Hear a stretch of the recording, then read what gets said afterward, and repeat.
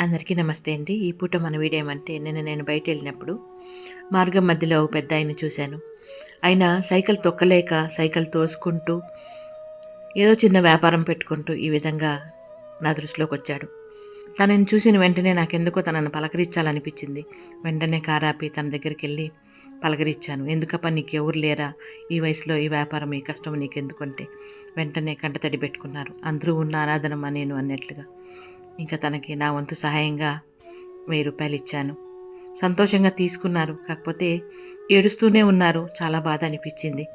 ఉండడానికి ఇల్లు కూడా లేదమ్మా, గుడిలో పడుకుంటున్నాను, చెవులు కూడా వినపడవమ్మా నాకి అన్నట్లుగా చెప్తూ ఉంటే నాకైతే చాలా బాధ అనిపించిందండి. మనసు తరుక్కుపోయింది. ఏమీ చెప్పలేక, ఏమీ మాట్లాడలేక నా వంతు చిరు సహాయంగా రూ. 1000 తన చేతిలో పెట్టి బాధపడద్దప్ప అని భుజం మీద తట్టి బయలుదేరి వచ్చేసానండి. ఇది ఈ పూట మన చిన్ని వీడియో.